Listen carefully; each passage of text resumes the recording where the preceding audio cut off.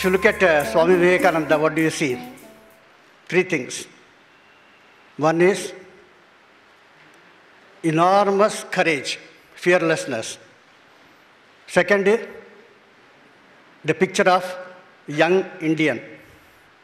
And if you read his books, everywhere positive energy. And what India needs is only this. Many times people ask, India is plagued with so many problems. Actually, the problems are not so big, but the media is so intelligent, they'll make 5% of your problem look like 95%. They say, if you don't look at TV or the news media, you are not informed. But if you watch TV, you will be misinformed.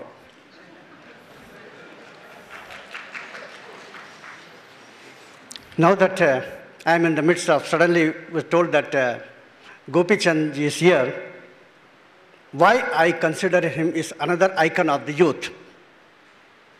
I'll tell you what I have read in newspapers. When he won the world championship in badminton, and badminton is played in more number of countries than cricket. Cricket is just a handful of countries, 10 countries. But badminton is played all over the world. He wins the world championship, comes to India. They say the Pepsi-Cola and Coca-Cola told that whatever money that we are giving to Shah Rukh Khan, we'll give more than that, give an advertisement for Pepsi-Cola or Coca-Cola. And here is a young man, he says, our country, we have got so many fruits, so many fruit juices. They are far enriching than your Coca-Cola. And at that time, he must have been in his 20s, far younger than today. And Swami Vivekananda would have been extremely proud of Pullela Gopi Chand. When he said, I want 100 young men, he meant people like him. They can change the history of India, no doubt. And let me tell you, there are many such people, and they have been changing the face of this country in their own way. The media does not have time for them. Some people ask that many people are leaving India, what will happen to our country?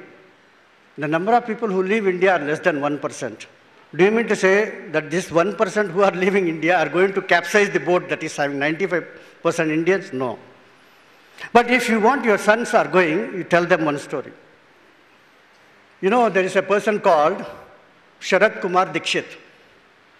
He left India in the year 1958 for doing post-graduation in plastic surgery. He did his MBBS from Aurangabad. He went to America. In the year 1968, he said, I have earned enough. I have to go back to India. Every year, he comes to India. 7 months he stays in India. 5 months he stays in America. Why does he have to go back to America? He says, I earn for 5 months. I spend for 7 months. He gives a free plastic surgery to people in Bhopal, in Indore, in Aurangabad, so many places. He spends all his earnings for the poor people of India. Your son wants to go there, tell him, let him go as Sharad Kumar Dikshit. He's still doing it. When I went to Indore, people said, yes, we have seen him. When I went to Bhopal, they said, yes, we know him very well. I'll give you another example. India and China may be fighting with each other. They may have political differences. But whenever the Prime Minister or the President of China visits India, whether it is Hu Jintao a few years before, or many other prime ministers, they definitely come to Bombay. No political agenda. And there they meet a 80-year-old two sisters and tell them, we have not forgotten your brother.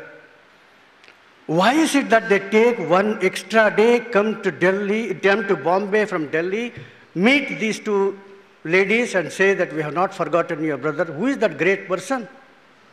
That person is called Dr. Dwarkanath Kotnis. How many of you know him? He left India. Thank you very much. He left India in the 30s, 1937. When there was a war between China and Japan, and he saw in the paper that so many Chinese soldiers in that war, epidemic has started. And he was a doctor in Sholapur.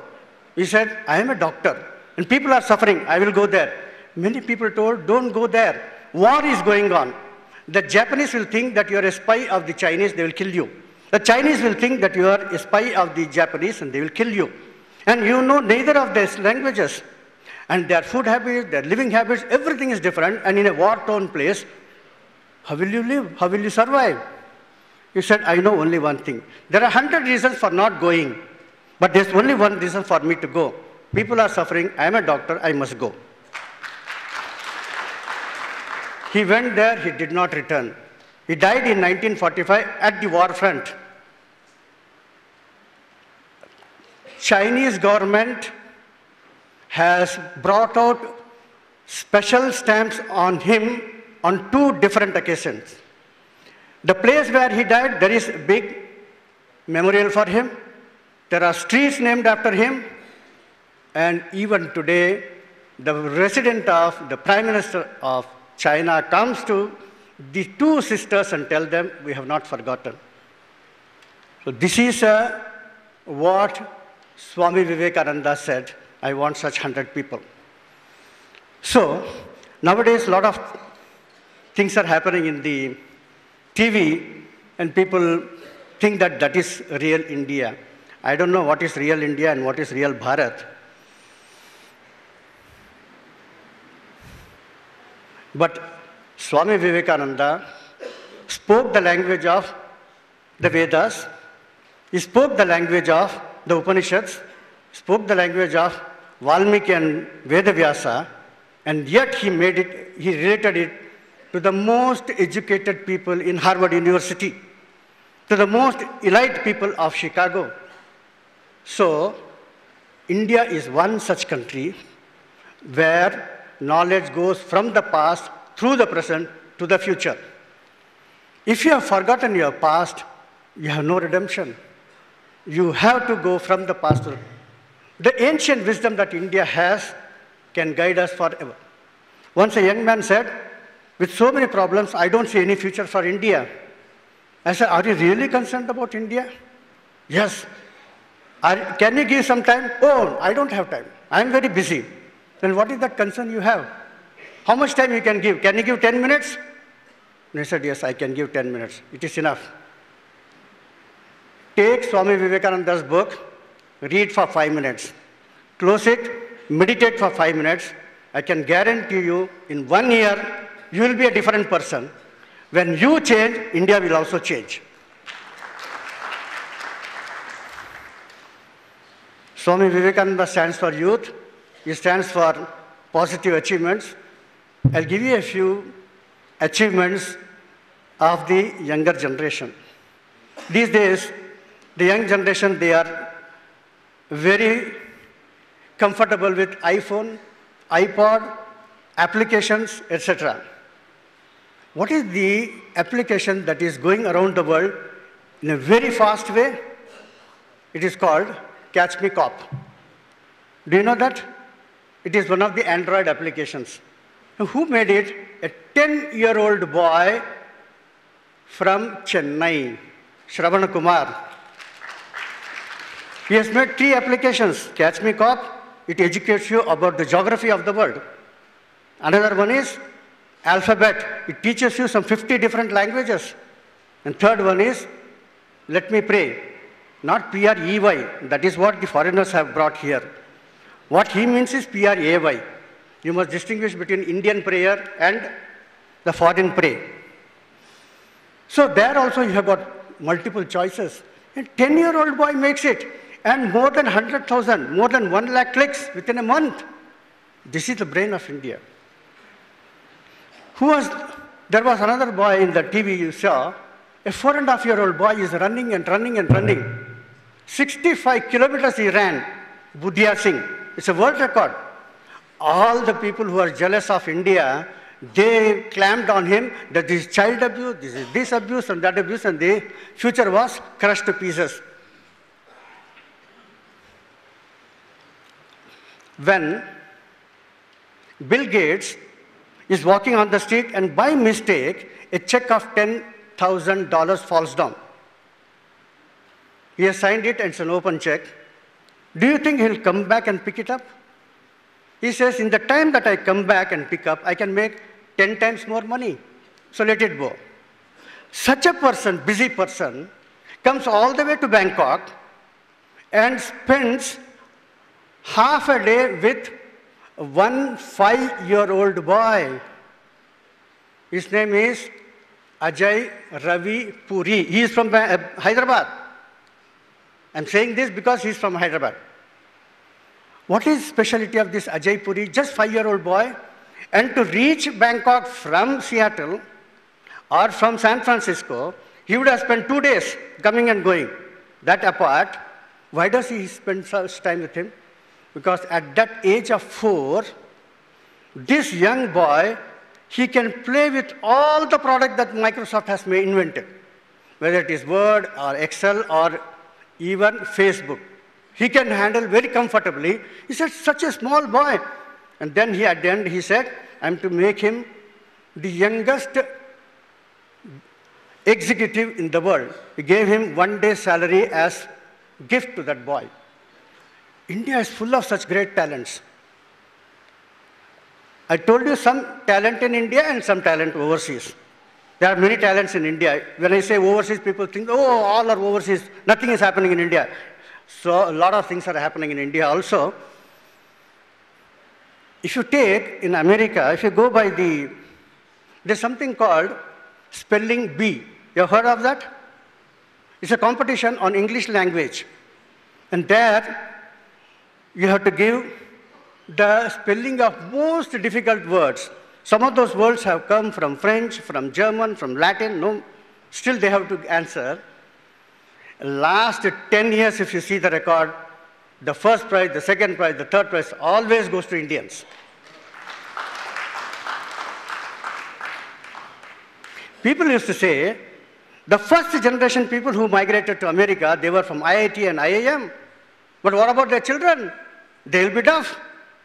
The children of those countries have proved that they are second to none in this world. There was another interesting competition. It's called National Geographic Competition, where they ask you about general knowledge.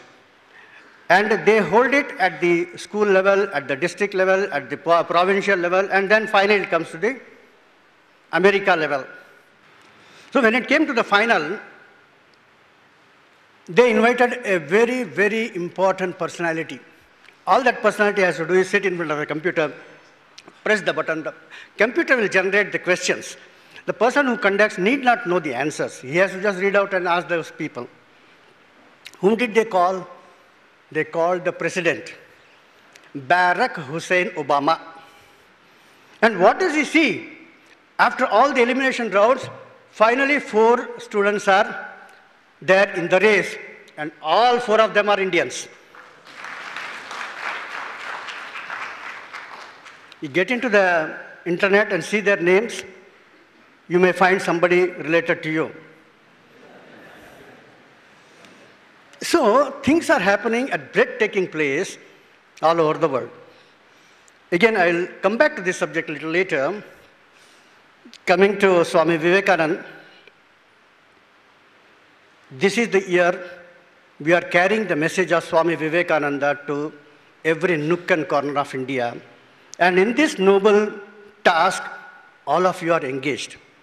Some people give their time, some people give their money, some people give their views or their contacts.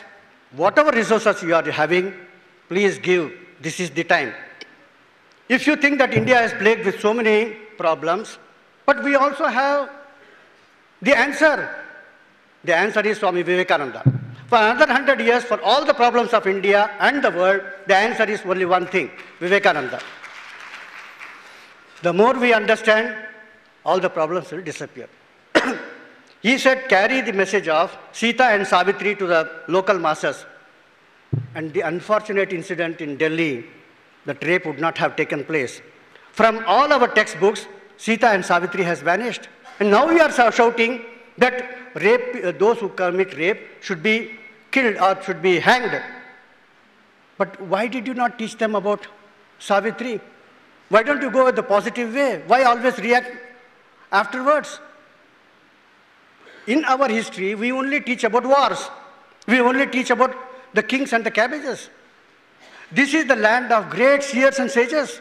There's no place for Adi Shankara. There's no place for Jnaneshwara. What moral ethics you are creating in the youngsters?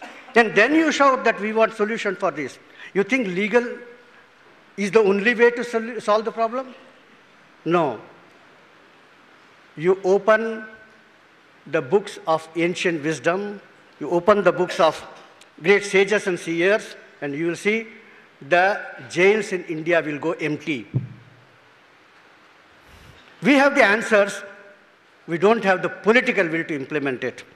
We need people with some fearless and courageous people. Again, that can come through only Vivekananda. Swami Vivekananda was going from India to Sri Lanka. And from Sri Lanka, he went to Singapore, Malaysia, then he went to Hong Kong. From Hong Kong, he went by a land route to Canton, that is called Guangzhou. I have been in Hong Kong for the last 30 years. So in Guangzhou, they went and saw some Buddhist temples. Then Swamiji insisted that I must see some Buddhist matha, that is where the sannyasis stay. The person who was taking them around and who was an interpreter, he said, these mathas are closed for foreigners. They don't allow us to go. He said, no, no, no, take me. So finally he took him to one of those ashrams and he went inside. The moment those people, ashramites, saw that some outsiders are intruding into their area, they took up big, big lathis. Sorry, I have to speak in Hindi, I forgot. ठीक है, मैं हिंदी में अभी बताता हूँ. तो उन्होंने बड़े बड़े लाठियाँ लेकर आए और उन्होंने बोला कि इन सबको मारना चाहिए. कौन आ गए हमारे मठ के अंदर? तो वहाँ से चिल्लाते हुए आए, तो इनके साथ जो बाकी फॉरेनर्स आए थे उस जहाज में, वो सब भाग गए. और जो इंटरप्रेटर था वो भी भागने की कोशिश किया, तो स्वामी जी ने उसको पकड़ लिया. Don't run away, first tell me in Chinese language. मुझे चाइनीज भाषा में ये बताओ, मैं भारत से आया हुआ एक योगी हूँ. उतना उसने अनुवाद करके उनको बता दिया. तो तुरंत इन्होंने चाइनीज में ही शाउटेड, बताया कि मैं भारत का एक योगी हूँ. ये सुनते ही उन्होंने लाठी वहाँ ही फेंका और तेजी से भागते हुए आए, उनके पैरों में गिर गए. उस समय की बात है, 100 साल पहले की बात है. योगी एंड योगा. आज क्या हो रहा है योगी और योगा, वो भी थोड़ी देर के बाद बताता हूँ. तुरंत वो उसके पैर में गिर गया और उन्होंने बताया कि हमको आशीर्वाद दीजिए, आशीर्वाद दीजिए. सबसे बड़ी भाषा होती है साइन लैंग्वेज, समझ के वे. तुरंत उन्होंने एक पेपर लिया, उसको छोटे छोटे टुकड़े किए, उसमें सब में ओम लिखा, सबको दिया. ओम ओम ओम. वो सब गदगद हो गए, ओम ओम ओम करते हुए नाचते चले गए. तो एक भारतीय सन्यासी, एक भारतीय योगी का दुनिया में कैसे रेस्पेक्ट होता है, हमें समझने की जरूरत है. सारी दुनिया हमको उसी नजर से आज भी देखती है. आपको अगर कुछ सरल भाषा में बताना है, आज के संदर्भ में सब लोग भारत को चीन और अमेरिका से तुलना करते हैं. 20 साल पहले जब हमने पोखरण में न्यूक्लियर टेस्ट नहीं किया था, तब बताते थे कि भारत सबसे गरीब 3 देशों में एक है. तो एक भारतीय प्रधानमंत्री ने अमेरिका के साथ बात करना है तो उनको समझ में आएगी, वो ही भाषा में बात कर सकते. जैसे अभी स्वामी जी ने जब तेलुगु भाषा में बात किया तो आप लोगों ने इतने बार तालियां बजाई, क्योंकि आपको समझने वाली भाषा. अगर मैं यहाँ चाइनीज भाषा में बोलूँगा तो बहुत कम लोग आप में से तालियां बजाएंगे. हिंदी समझ में आती है इसलिए मैं हिंदी में बोलता हूँ. जिसको जो भाषा समझ में आए वो भाषा में बताना चाहिए. हिंदी में कहावत है, लातों के भूत बातों से नहीं मानते. कुछ लोगों को लात समझ में आती, तो लातों से बताइए. तो अमेरिका के साथ बात करना है तो अमेरिका के पास एटम बम है, और भारत अमेरिका के साथ बात करना है तो भारत के पास एटम बम होना चाहिए. 1998 में हमने न्यूक्लियर टेस्ट कर दिया, तो उसका क्या हुआ? उस समय तो बिल क्लिंटन ने कहा कि India is our enemy number 1, लेकिन जर्मनी ने नहीं कुछ कहा, फ्रांस ने कुछ नहीं कहा, इंग्लैंड ने कुछ नहीं कहा। तो बिल क्लिंटन पीछे देख के बोलता है कि ये लोग क्यों चुप है? उनमें से किसी ने आवाज नहीं उठाया। केवल एक ऑस्ट्रेलिया ने कहा कि we withdraw our foreign minister, ambassador to India, बाकी किसी ने नहीं कहा। तब बिल क्लिंटन को समझ में आएगी कि जिसके हाथ में एटम बम है उससे कोई बात करने, उससे झगड़ने के लिए हिम्मत करेगा क्या? In 1998 he said India is enemy number 1. In the year 2000, 2 ही साल के अंदर लुढ़क के 50 भारतीय व्यापारियों को लेकर भारत में आया और बोला कि India is my friend, no country in the world can afford to fight with India, I want a trade relation with India. This Atal Bihari Vajpayee could do it. हिम्मत वाला एक प्रधानमंत्री बन जाए, देश का इतिहास बदल जाएगा, दुनिया का इतिहास बदल देगा। 1999 में same Bill Clinton told Atal Bihari Vajpayee, please come to America. He said I don't have anything to discuss with you, I am not coming. कहने वाला पहला हिम्मत वाला एक प्रधानमंत्री। Therefore Clinton had to come to India. ये सब आप देख लीजिए इंटरनेट पे। तो अमेरिका वो भाषा समझती है, शक्ति की भाषा सारी दुनिया समझती है। India after 1998 is never compared with Germany और जापान, सीधा इंडिया, अमेरिका, चाइना। अब कुछ लोग बोलते हैं कि we one among these three, हमेशा पेपर में चाइना के बारे में आता है, हमेशा अमेरिका के बारे में आता है, इंडिया के बारे में आता है क्या? भारत में नहीं आता है, भारत के बाहर केवल इंडिया के बारे में आता है। आपको महाभारत युद्ध मालूम है? महाभारत में क्या हुआ? महाभारत में युद्ध जीत सके पांडव बिकॉज अर्जुन था। अर्जुन के पास वो इतनी शक्तिशाली है कि वो भीष्म पितामह, द्रोणाचार्य से युद्ध कर सकता है, कर्ण से युद्ध कर सकता है। आज कौन है अर्जुन जैसे? अमेरिका है। उनके पास एटम बम है, उनके पास आईफोन है, उनके पास टेक्नोलॉजी है। They are one step ahead, they are like Arjunas. फिर दुर्योधन को मारना है, अर्जुन नहीं मार सकता है। तुम कहीं भी बाण लगाओगे मरेगा नहीं, तो उसको मारने के लिए भीम चाहिए। तो इसलिए भीम भी बहुत इंपॉर्टेंट है। आज भीम के रूप में कौन है? चाइना है। इतना बड़ा, इतना शक्तिशाली, he can produce mass production of products for the entire world, करता है वो। तो भीम के बारे में, अर्जुन के बारे में तो दिखता है। युद्ध समाप्त हो गया, बाद में कौन राजा बना? उस समय श्री कृष्ण ने क्या कहा? अर्जुन को बनाओ? नहीं। क्या भीम को बनाओ? नहीं। अब दुनिया का नेतृत्व कौन कर सकता है? वो केवल भारत कर सकता है। सब लोग जानते हैं, केवल हमारे मनमोहन सिंह जी नहीं जानते हैं। ये ट्रेजेडी है। वो ना मुंह खोलते हैं ना कान खोलते हैं। अगर हम अपनी ताकत को पहचानेंगे, दुनिया में सब लोग मानेंगे। ली कुआन यू एक चाइनीज है। He is the maker of China, sorry Singapore. Singapore में 70% आर चाइनीज।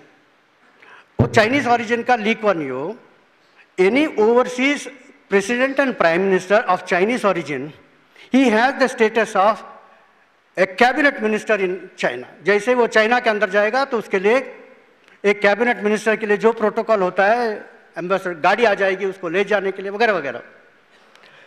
वो आदमी चाइना के बारे में अच्छा बोलना चाहिए, अमेरिका के बारे में अच्छा बोलना चाहिए, क्योंकि ट्रेड पार्टनर है। लेकिन वो कहता है when China grows all the Asian countries feel threatened, when India grows we feel protected.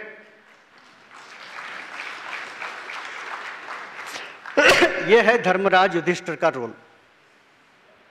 Bharat के पीछे 10,000 साल का इतिहास है। We have not colonised any country. Our Raja Cholan and Rajendra Cholan went to Indonesia, went to Malaysia, went to China and conquered them. हमने बड़े बड़े empire किए हैं। Did not colonize them, did not rape their women, did not do anything that the Bible tells you or Quran tells you what you should do with your, when you win any country, what you should do। जरा Bible देखिए, कुरान देखिए, वैसे इन्होंने बर्ताव नहीं किया।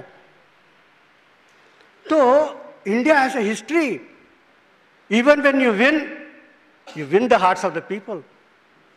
इसलिए जब प्रतिमा पाटिल हमारे राष्ट्रपति चाइना गई थी इन दिनों में, तो वहाँ एक शहर है, उसका नाम है सिटी ऑफ व्हाइट हॉर्सेस। आज से 2000 साल पहले Afghanistan was part of India, Kanishka was from there. वहाँ तो हिंदू साम्राज्य था। वहाँ के 2 बौद्ध सन्यासी सफेद घोड़े के ऊपर चाइना गए। वहां जाकर उन्होंने एक पुस्तक संस्कृत में, जिसमें 60,000 पेजेस, उन दिनों में शायद pages will be so small, क्योंकि वो पुस्तक यानी वो तो लिखते थे किसी ताम्रपत्र में या किसी पेड़ के जो बार्क होते हैं उसमें लिखते होंगे। खैर जो भी हो, they got more than 60,000 words, Sanskrit words. तो संस्कृत भाषा हमारे देश में इन्होंने लाया, इसलिए उनके लिए 2 मंदिर बनाया है। उसके बगल में एक मंदिर उन्होंने अब खड़ा किया है और हमारे राष्ट्रपति को कहा कि आप भगवान बुद्ध की प्रतिमा वहां से लेके आइए। अगर आप देखेंगे इंटरनेट पे जाके, which are the tallest buildings in the world और स्टैच्यूज इन द वर्ल्ड, जो एक स्टैचू था अफगानिस्तान में तो वो तो डायनामाइट से उड़ा दिया। लेकिन मॉडर्न कंस्ट्रक्शंस में सबसे बड़ा जो स्टैचू होगा, if you take 10 big statues में 7 होंगे भगवान बुद्ध के, और उसमें 3 है चाइना ने बनाया। कम्युनिस्ट चाइना ने बड़े बड़े भगवान बुद्ध के मूर्ति बनाए। लेकिन उन्होंने बताया कि जब हमारे कलाकार जब भगवान बुद्ध की मूर्ति बनाते हैं तो उसके आंख बहुत छोटे हो जाते हैं, उसका नाक छोटा हो जाता है, तो वो असली बुद्ध तो नहीं है। इसलिए आप अपने देश से एक अच्छा बुद्ध का मूर्ति लाइए, इस मंदिर में रखना है। It should be a real Indian Buddha. तो ये लेकर गए, वहाँ कार्यक्रम वगैरह हो गया। तो उनके साथ जो भारतीय पत्रकार गए थे, उन्होंने वहाँ के मुख्यमंत्री से पूछा कि यहाँ कुछ लोग खड़े हैं, ये सब गवर्नमेंट ऑफिशियल्स है, यहाँ कुछ लोग खड़े हैं हजारों में, ये कौन है? तो मुख्यमंत्री बोलता है कि क्या करे, we are in a dilemma. अब उनके लिए क्या सरदर्द है? ये सब ये गांव वाले हैं, दूर दूर के गांव, 100 किलोमीटर से ये लोग आए हैं पैदल। उनको मालूम है कि ये 2 मंदिर खुलने वाले हैं, पूजा करने के लिए आए हैं। कम्युनिस्ट देश में पूजा, यही तो है। आपने पूछा इसलिए बता रहा हूं। हमने तो ये मंदिर बंद कर देते हैं, हम यहाँ पूजा करने नहीं देते हैं। लेकिन रात को 2 बजे 3 बजे ये अगरबत्ती लेकर छुपके छुपके, ये जब सिक्योरिटी वाले सो रहे हैं, यहाँ आकर पूजा करके भाग जाते हैं। इनको मार मार के हम थक गए। 40-50 साल से हम इनको मारते आ रहे हैं, लेकिन इनके लिए भारत के प्रति श्रद्धा बिल्कुल कम नहीं हुई है। For them India is not a geographical entity. वहां का मुख्यमंत्री कहता है, for them India is a spiritual land. If in the hearts of people India is still burning as a spiritual land, आपको और क्या चाहिए? हमारे प्राचीन ऋषि मुनियों ने क्या क्या कमा के रखा है। आप सोने के खजाने के ऊपर बैठकर दुनिया से क्यों भीख मांग रहे हो? Know thyself and that is enough। अच्छा, मैं अपना अनुभव बताता हूं। मैं तो हांगकांग में रहता हूं। आज से 20 साल 30 साल पहले 80s में, you know, China was a very very strong communist power. उन्होंने अपना दरवाजा खोला नहीं था। हम लोग चाइना देखने के लिए क्या करते थे कि बॉर्डर के पास एक छोटा सा टापू है, वहां से हम दूर से देखते थे, ओ है चाइना, इतना ही। हम, कोई जा नहीं सकता है, वहां का आदमी यहां आ नहीं सकता है। ऐसे समय मैं जब ट्रेन में जा रहा था हांगकांग में, तो मेरे बगल में एक चाइनीज लड़का आके बैठा, लेकिन यहाँ इतना बड़ा वो नाम हम लगाया है और वेशभूषा में धोती पहना है, और छोटा सा लड़का मुश्किल से 20-22 साल का होगा। तो मैंने नमस्ते कहा तो उसने भी नमस्ते कहा, और इंग्लिश बोले कि हाँ लिटिल लिटिल इंग्लिश। तो फिर मैं थोड़े थोड़े इंग्लिश में बात किया। मैंने इसलिए पूछा कि तुम हरे राम हरे कृष्णा के हो, तुम्हारे जीवन में सबसे आनंद कब आया? तब उन्होंने बताया कि हमारे लोगों ने मिलकर, हमारे गुरु ने भगवत गीता का कैंटनीज भाषा में अनुवाद करके पुस्तक प्रिंट किया है, 1 लाख कॉपी। लेकिन चाइना के अंदर तो ले ही नहीं जा सकते हैं, वहां तो कम्युनिस्ट में डेथ सेंटेंस। चाइना का रिकॉर्ड आपको मालूम होना चाहिए, under peaceful conditions 5 crore people were murdered by Mao Tse tung. पुस्तक अभी लिखा गया है, now it can be told करके। तो ऐसे एक रेजिम के सामने हमारे गुरु ने कहा, जिसको भी हिम्मत है स्मगल करके पुस्तक ले जाना है, फ्री डिस्ट्रीब्यूशन के लिए नहीं, इसे बेचना है। कौन तैयार है? जब किसी ने हाथ नहीं उठाया तो मैंने हाथ ऊपर किया, मेरे बाद बहुत सारे लोगों ने हाथ ऊपर किया, और हम सब लोगों को 400-500 पुस्तक दे दिया, ले जाओ, पकड़े गए तो वहीं मर जाओ। ये मैं भी गया था, मुझे जो पुस्तक दिया था मैंने सब बेचे, आज मैं जिंदा हूं। व्हाट ए करेज! और क्या कर रहा है? भगवत गीता ले जा रहा है। जो काम हमें करना है वो कर रहे हैं। Hats off to the courage of Hare Ram Hare Krishna. और रशिया में वो उज़्बेकिस्तान, कज़ाकिस्तान, नेम इट, सारे देशों में जा रहे हैं। कतार में एक आदमी है जो अरबी आदमी है, रोज लंच टाइम में ऑफिस से बाहर आता है, 1 घंटे के लिए भगवत गीता पर लेक्चर देता है। मार्केट प्लेस में आकर जिसको सुनना है सुनो, नहीं सुनना है मत सुनो। पुलिस परेशान, बोलते ये अरबी है इसलिए हम इसको फांसी की सजा नहीं दे सकते। अगर कोई इंडियन होता तो मार डालते, कोई फॉरेनर होता तो मार डालते। तो अरब देशों के अंदर भी घुस के ये लोग वेट फॉर अदर 50 ईयर्स पूरा अरेबिया को हिंदू बना देंगे।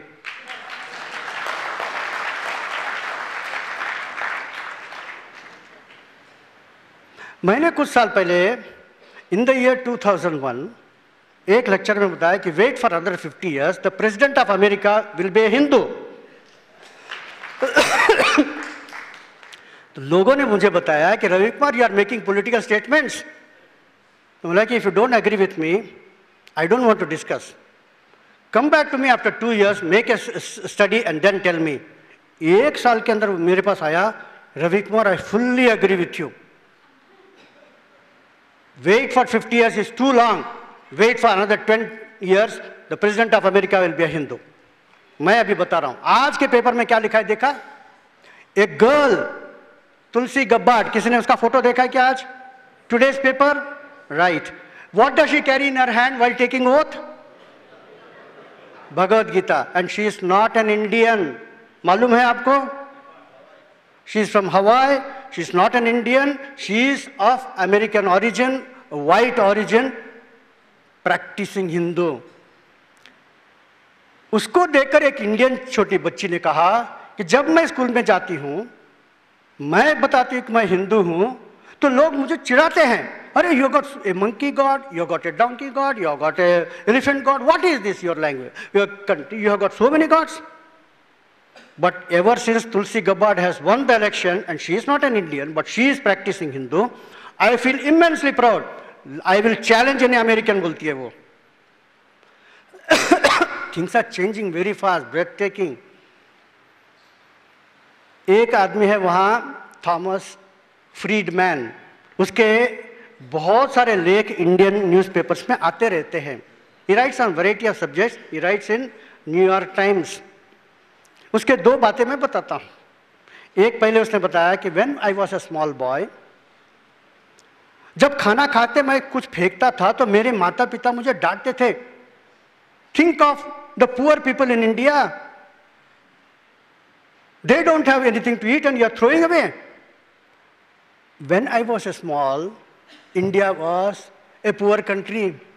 But when I have grown, within my lifetime, in a 30, 40 years, what do I tell my children? मैं उसको बताता हूँ स्कूल से आने के बाद होमवर्क करो, गृहपाठ करो. If you miss your homework, remember that the best of jobs will be snatched away from you by an Indian student. और तुम्हारे हाथ में तो भीख मांगने की कटोरी रह जाएगी. तो India has changed. आज everybody knows India because of information technology, because of your satellite technology, because of your supercomputers, because of your rocket technology. All these things happened after 1998. हमारे सामने इतने सारे बदल हो गए and we still talk of India of 1970. Why don't you think of India of 2000? It's totally different. आज हमारे youngsters क्या नहीं कर रहे ऑल ओवर द वर्ल्ड. एक छोटा सा लड़का 16 साल का लड़का शौर्य रे जर्मनी में स्कूल में बताते हैं for 350 year there is a problem. Newton के समय से एक प्रॉब्लम है इन दिस मैकेनिक्स में कि if you throw a ball on the wall, it has to come back. You know what are the forces. But if there is a fan rotating here, and if it is crossing this fan, so what will be the force with which it will fall on the ground? By changing the speed of the fan, what are the changes that will take place to this? अब इसका equation आज तक किसी ने नहीं बनाया. 16-year-old boy Shaurya Ray last year solved this problem which has not been solved for 350 years. अरे Indian genius है. मैं नहीं बता रहा हूँ, बिल गेट्स ने क्या बताया बताता हूँ. जैसे इंडिया ने ये न्यूक्लियर टेस्ट किया ना, तो बिल क्लिंटन उसने 3 सैंक्शंस किया कि till then India was taking foreign exchange from various countries. जब तक आपके पास फॉरेन एक्सचेंज नहीं है आप पेट्रोल नहीं ला सकते. पेट्रोल नहीं है तो आपका स्कूटर नहीं चलेगा, कार नहीं चलेगा और फिर फैक्ट्रीज नहीं चलेंगे. Petrol is very very necessary. और सबसे ज़्यादा जो हमारा खर्चा होता है फॉरेन एक्सचेंज का, पेट्रोल. और इसलिए मैं I appeal to all the scientist in the front कि पेट्रोल के लिए अल्टरनेटिव जल्दी से जल्दी तैयार करो. और the wastage of petrol is the worst crime, क्योंकि उसके लिए हम bleeding, India is bleeding because of petrol. तो वेस्टेज ऑफ पेट्रोल नहीं होना चाहिए, एफिशिएंट यूज ऑफ इलेक्ट्रिसिटी होना चाहिए और अल्टरनेटिव जल्दी से जल्दी हमने तैयार करना चाहिए. देख रहे हो Gujarat has come out with several solutions.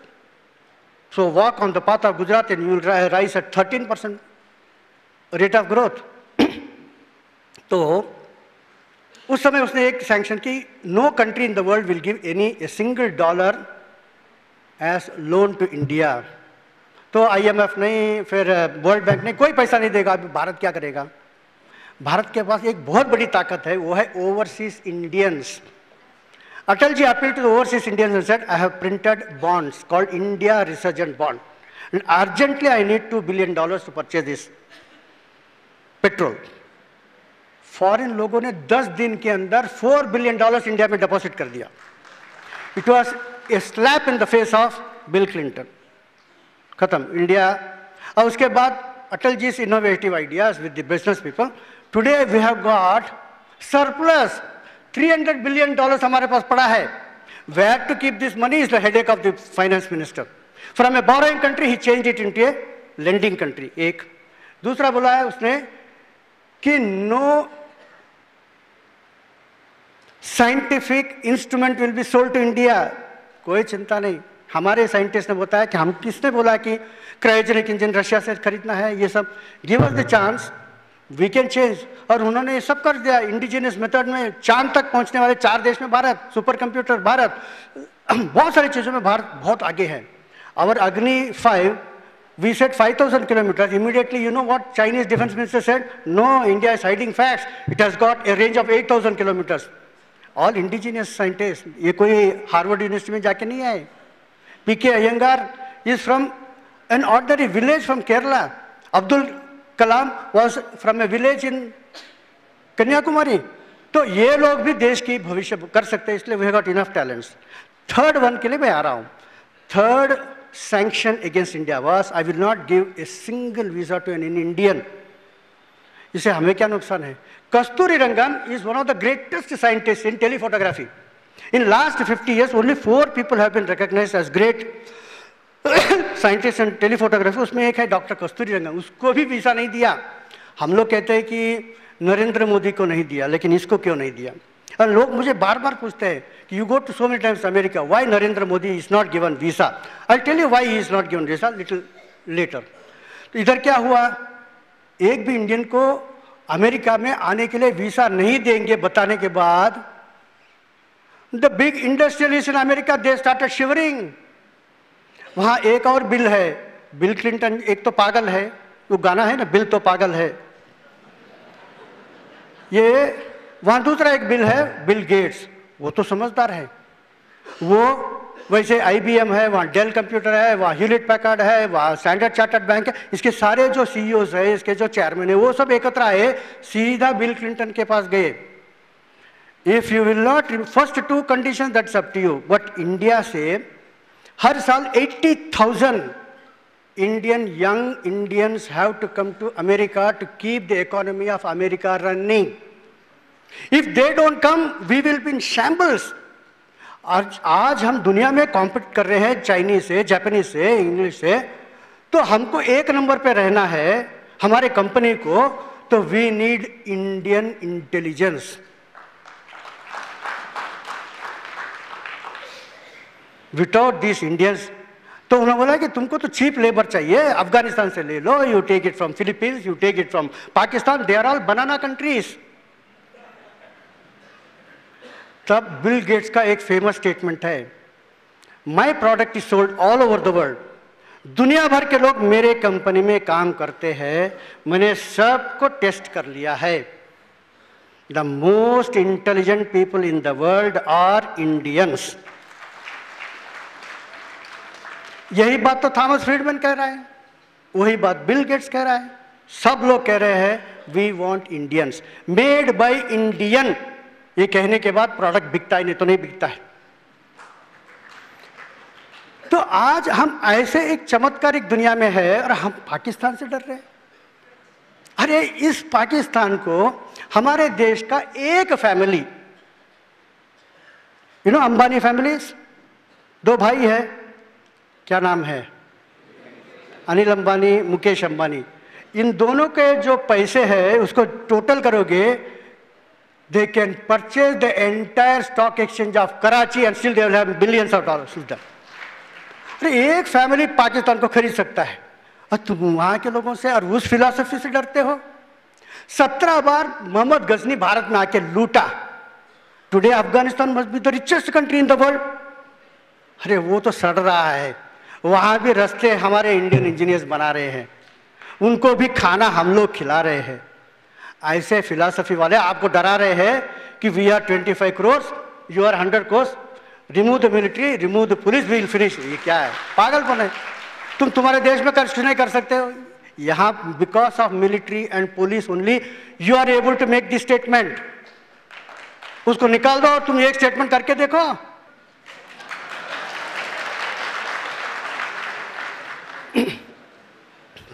तो हमारे यहाँ बुद्धि की कोई कमी नहीं है, हमारे यहाँ बिजनेस के लिए कोई कमी नहीं है। हमारे देखो मित्तल साहब, जहाँ जहाँ देश जाते हैं, जहाँ का स्टील कंपनी खत्म हो गया है, बर्बाद हो गया है, चलो वो मुंह मांगे दाम में बेच रहे, खरीद लेते हैं। वहाँ का एक भी आदमी को रिट्रेंच नहीं करते हैं, केवल उसकी वर्किंग मैकेनिज्म में टॉप में अपने मैनेजमेंट के लोगों को लाके रखते हैं। भारत से चार्टर्ड अकाउंटेंट, भारत से इंजीनियर्स वहां जाते हैं, भारत के मैनेजर्स वहां जाते हैं। 5 साल के अंदर it becomes a money spinning. तो ये कैसे हो गया? मोस्ट प्रेस्टिजियस जो है वो है Arcelor company. It makes steel for the nuclear plant of France. जब ये आर्सेलर को खरीद रहे थे तो मालूम है शुरू में all the newspapers in Europe they used to criticise, ऐसे दिस इंडियंस यू थिंक जिसके ऊपर हमने 200 साल राज्य किए, ये हमारे कंपनी को खरीद सकते हैं? हो ही नहीं सकता है। लेकिन देखें कि धीरे धीरे ये खरीद रहा है। लोगों के जो शेयर्स है, बाजार में जो दाम है, उससे ज्यादा पैसा देके खरीद रहा है। इसमें क्या गलत है? As per regulations is doing it. जब देखा कि इसका स्ट्रेंथ बढ़ रहा है तो they started abusing the Indians. और फिर जब रुका नहीं तो वहां का जो राष्ट्रपति जैक शिराक भारत में आया और हमारे मनमोहन सिंह से कहा कि please tell Mittal not to purchase this Arcelor company, इससे हमारी नाक कट जाएगी। You know, French people have very big nose. तब मनमोहन सिंह ने क्या कहा कि मेरे कैबिनेट में एक ममता बनर्जी है, मैं उस समय के मेरे कैबिनेट में एक लालू यादव है, यहाँ एक मुलायम सिंह है, ये जो कैबिनेट मिनिस्टर वही मेरी बात नहीं सुनते हैं, लंदन में बैठा हुआ मित्तल मेरी बात सुनेगा?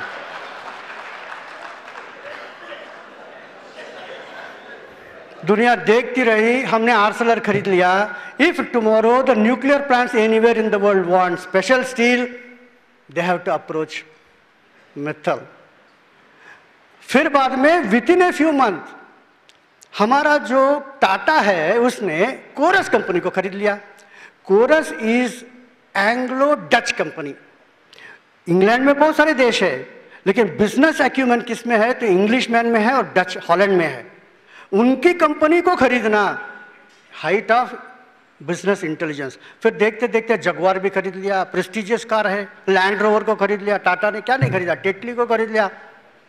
आज हमारे देश के छोटे छोटे कंपनी अमेरिका के कंपनियों को खरीद रहे। इसके बारे में क्यों नहीं लिखते हो? तो ये भी तो हमारा भारत है। तो this is the dream of Swami Vivekananda कि people from India will travel all over the world, not for colonising them but with a cultural input. कैसे कल्चरल इनपुट हमारे लोग कर रहे हैं मैं बताता हूं। इंदिरा नूई का नाम सुना होगा आपने। इंदिरा नूई हर साल पूछते हैं कि who is the most influential lady in the world, और number 1 Angela Merkel, she is the president of Germany, वो तो पॉलिटिशियन है। Number 2 Hillary Clinton, she is another politician. Number 3 all the time Indra Nooyi, last साल 10 साल से, these politicians will come and go but she has been there for all this 10 years। Indra Nooyi अपने office में ऊपर गणेश जी का फोटो रखा है, उसको मिलने के लिए प्रेसिडेंट्स ऑफ डिफरेंट कंट्रीज कम। तो जब पूछते हैं कि हु इज दिस पर्सन, तो बताते कि if I am in this place it is because of his grace. यह सुनने के बाद आज अमेरिका के बहुत सारे वाइट सीईओस, उन्होंने अपने कैबिनेट में गणेश जी का फोटो रखा है। India has a soft power unmatched in this world. मैंने योगा के बारे में बताया ना। In the 80s the greatest American basketball player was Abdul Kareem Jabbar. देख लीजिए आप, Abdul Kareem Jabbar scored the maximum number of hits basketball में, ऊपर जाके गोल मारा है। बास्केटबॉल में जंप मारना पड़ता है।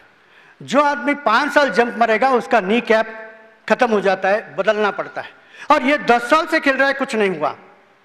तो उसको पूछा कि व्हाट इज इट दैट, तो बोला कि I never go for jogging, I never go to gym, then how do you keep yourself fit? I go to yoga. आज the fastest growing habit in the world अगर कुछ होगा, yoga. Whole of China is being overtaken by yoga, whole of America is getting. America में yogasana is $8 billion business. Bharat ने अगर इसे patent किया होता तो $8 बिलियन का शेयर तुमको मिल जाता। हम तो सैफ्रनाइजिंग नहीं चाहिए, हमको तो इंडियन नहीं चाहिए, यू आर द लूजर। क्या मिला तुमको? तो without any government supporting yoga, it is spreading like a wildfire. Our Vedanta is spreading as a wildfire. बहुत सारी चीजें बदल रही है। बदलते हुए परिस्थिति को समझना चाहिए This is the dream of Swami Vivekananda कि country after country our people should go with the message. अब हमारा message क्या है? Family values. क्यों कि वेस्ट इज, अब वेस्ट हैज नॉट मेड, अभी देखिए आज के इसमें economic growth is index of strength which is the fastest growing democratic country in the world. India is growing at 6%. There's no other country growing at 5% for the last 5 years. सब लोग डूब गए हैं.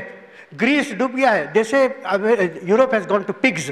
पी का मतलब Portugal, आई का मतलब Ireland और इटली, जी का मतलब है Great Britain and Greece, S का मतलब Spain. Spain 48% of the youth are not having job. It is like a civil war. And still India is making a progress. America में 1.9% progress होता है. They are very happy. And India is growing at 6%. And Gujarat is growing at 13%. Continuously the Chief Minister is getting the best Chief Minister's award from the United Nations. If only other states follow Gujarat, India will be marching at 10%. उसके जगह पर छोड़कर हम बोल रहे हैं कि will sign ये कॉन्ट्रैक्ट, फॉरेन से हम ये लाएंगे वो लाएंगे. कुछ जरूरत नहीं है. You have to rectify your house. अरे घर को ठीक करो. विदेश के बार क्या देख रहे हो? वहां से वालमार्ट लाने की क्या जरूरत है? We have all the talents within our self. खुद को पहचानो, वी कैन रूल. वालमार्ट आने से बहुत बड़ा नुकसान हो जाएगा ये भी नहीं मैं मानता हूँ. वो आने के कारण बहुत स्वर्ग होगा या नरक होगा, कुछ नहीं होगा. Indian people, Indian business people have got the talent. जो इंडियन बिजनेस पीपल के बारे में बताते हैं, एक कॉफ़ी मशीन है, उसमें आप 10 रुपया डालते हो तो गरम गरम कॉफ़ी मिलता है. तो एक अमेरिकन आया, उसने कॉफ़ी लिया तो देखा कि उसमें कीड़ा है, वन इंसेक्ट, तो उसने फेंक दिया, दूसरे मशीन से पिया. वहाँ से एक अंग्रेज आया, उसने देखा कि इसमें कीड़ा है तो उसने कीड़ा को निके इधर देखा, कोई देखने, फेंक दिया, कॉफ़ी पी लिया. वहाँ से एक चाइनीज़ आया, उसने देखा इसमें इंसेक्ट है, इधर उधर देखा, कोई नहीं देखा, कॉफ़ी फेंक दिया, कीड़ा खा गया, बोलता है. वहाँ से एक मित्तल, अग्रवाल, एक सिंधी, एक रेड्डी आ गया. उसने देखा कि इसमें कॉफ़ी में कीड़ा है. वहाँ से एक एक इंग्लिश मैन जा रहा था तो उसको बोला कि देखिए in the machine it cost 10 रुपया, मैं तुमको 9 रुपये में देता हूँ. उसने बोला कि 8 रुपये में. चलो 8 रुपये में ले लो. दूसरा आदमी आया चाइनीज, उसको बोला कि देखो कीड़ा है, ये मैं देता हूँ 9 रुपये में. उसने बोला कि नहीं 8 रुपये में. चलो 8 रुपये में. उसने दोनों बेच दिया, 16 रुपये कमा लिया. दूसरे मशीन से उसने कॉफ़ी खरीद के पी लिया और फिर भी he has got money. This is the brain of India. तो ऐसे एवरीवेयर. तो मैं आपको एक रेड्डी गारू के बारे में कहानी बताता हूँ.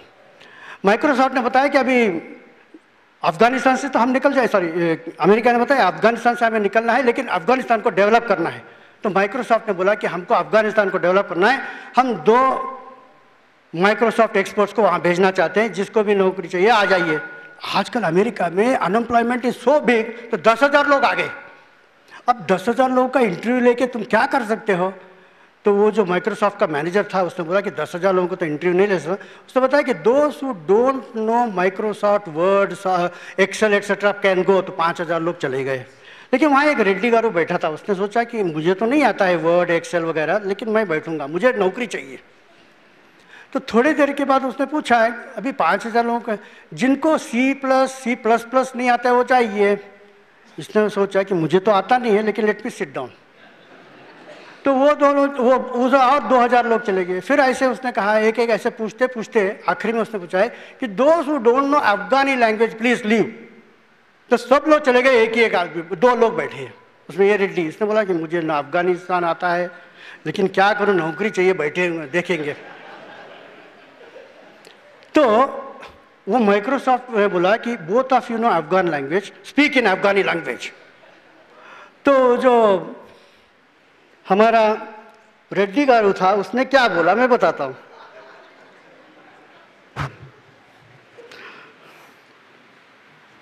उसने भगवान से प्रार्थना किया, देवड़ा नन्नु कापाडू, नाकु कंप्यूटर तुलिया दो, मुझे अफगानिस्तान भाषा नहीं आता है, कुछ नहीं आता है, लेकिन सामने एक आदमी बैठा है, मालूम नहीं मुझे क्या करेगा, हे भगवान मुझे बचाओ. जब इसने ये कहा तो सामने वाले ने देखा, उसने बोला अन्ना मुझे भी तेलुगु आता है, अफगानिस्तान नहीं आता है. और वो तेलुगु में बात करने लगा। तो ये आदमी देख रहा है कि दोनों जोरदार बात कर रहे हैं। Okay, both of you are selected.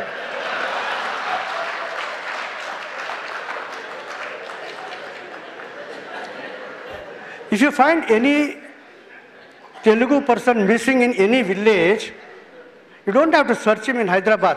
Just Google America and you will find him there. इतने सारे लोग वहाँ गए हैं। अब मैं आ जाता हूँ why Narendra Modi does not get a visa।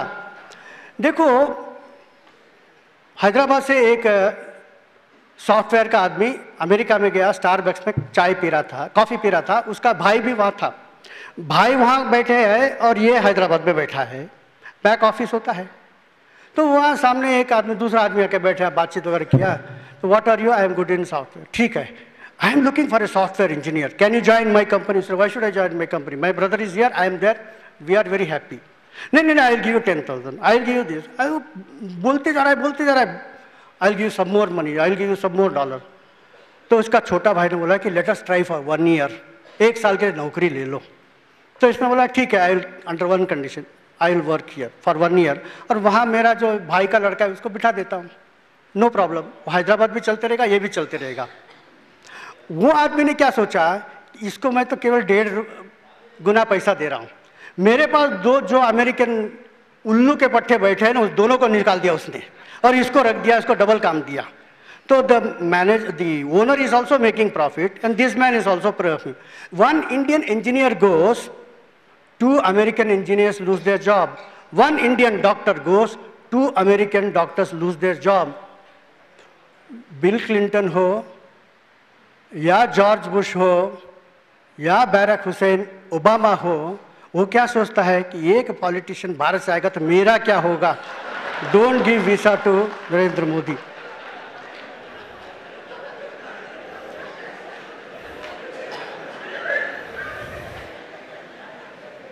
We are living in the best of times, and still we are looking at 5% bad things and think that this is perhaps the worst of times. No. All we need is the positive approach of Swami Vivekananda. हमारे हाथ में स्वामी विवेकानंद का literature होते हुए हम रो रहे हैं। He has brought the freedom to Indonesia. He has brought freedom to India. He has made miracles around the world. जब message of Vivekananda is the cure for all the evils in India. जय श्री राम।